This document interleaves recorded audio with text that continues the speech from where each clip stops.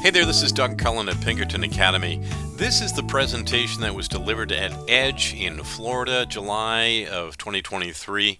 Wanted to give some folks an idea of some of the things that were covered in the career development space that may not be completely familiar with those that have used Naviance previously, especially for college planning, and to talk a little bit about some of the new things that are coming up in 2023-2024. So we're going to talk a little bit about the constructs of career development.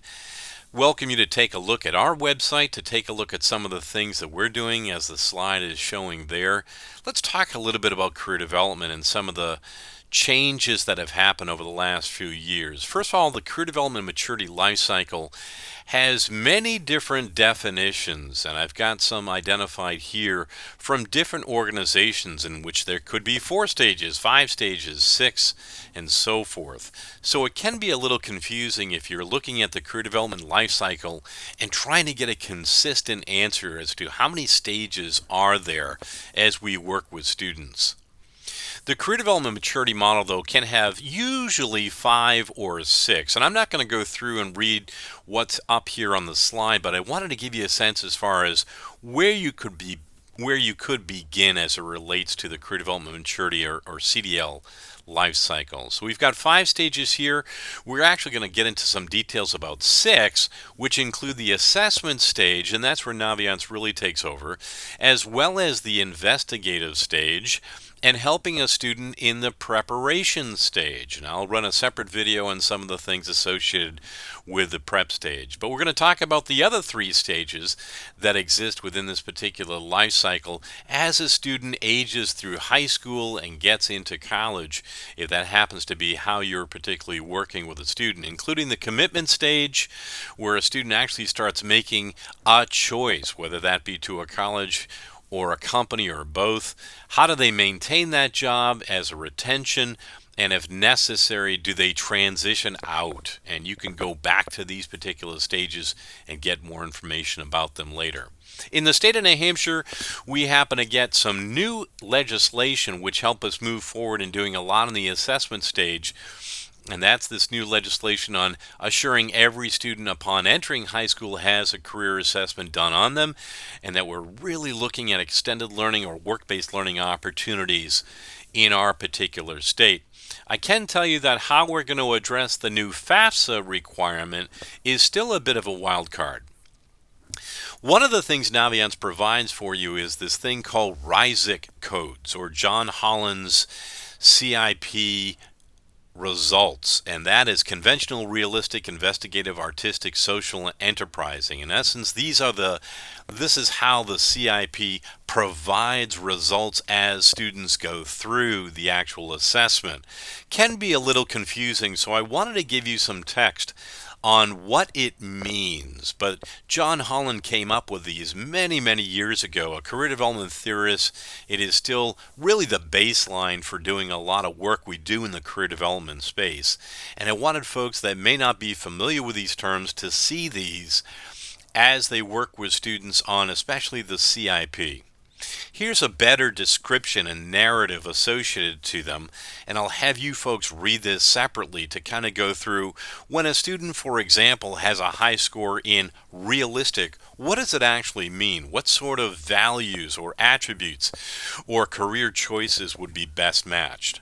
Usually a student just doesn't have one of these. They have a mixture of all of these in some way, shape, or form. Now, sometimes that mixture can include a score of 0 as a student goes through the assessment, and that's okay too. As we move beyond the actual CIP, there are other things in Naviance you should know about. One of them is the cluster finder, the personality assessment. You can use Strengths Explorer with older students in high school, but I wouldn't do it with younger students. And I would, as students get into the investigative aspect of their career choice, really encourage them to save their favorites. And that's often ignored, but it's super important as it relates to helping students go back into their Naviance profile and really do a deep dive. The data that's going to be presented is really just the ONET data, which is U.S. Department of Labor information. That's really what the CIP and other assessment tools inside Naviance provide. If you're trying to do a quick and dirty assessment with a student, I would encourage you to take a look at what the USDOL has provided for something called My Next Move. Resume writing is another attribute I would really encourage you to take a look at, and one of the best kept secrets is journaling. And that is not something you should just gloss over. I can tell you from personal experience, journaling can be highly impactful to help students reflect upon their individual choices, as well as save artifacts that they can go back to later in high school. Finally, some of the new things coming out of Naviance include the new, what I call the work-based learning engine.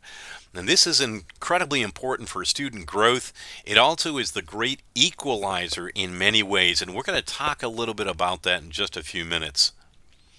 I would encourage you to take a look at this report that I have in italics right up here. What is work-based learning, and really what is the value of work-based learning? And I've got some quotes directly from this report that I think is highly, highly valuable for you to share with your administration and with your stakeholders in your community, because it really does talk about how work-based learning can be an important part of a student's growth and really narrow, in some cases eliminate, socioeconomic barriers that we often face. To get into more of a deep dive of that, I would encourage you also to go to my YouTube channel and take a look at some of these interviews that I have done. One talking about the state of New Hampshire, but other talking about what's happening nationally in work-based learning and developing individualized learning plans. If you're doing this video as part of a prompt for a PD session, take a look at a couple of these questions. What's driving your workforce and career development efforts, and what are some of the challenges that you're going to have in 23-24? Write down those ideas. Next, and finally, send yourself an email and say, gee whiz, what am I going to do this year that would help students in the area of career and workforce development? If you're unfamiliar with the folks around you, please exchange names, and I encourage you to contact me if there's any additional questions that you have about this particular video or anything as it relates to the Naviance infusion of career and workforce development. Hey, thanks for listening.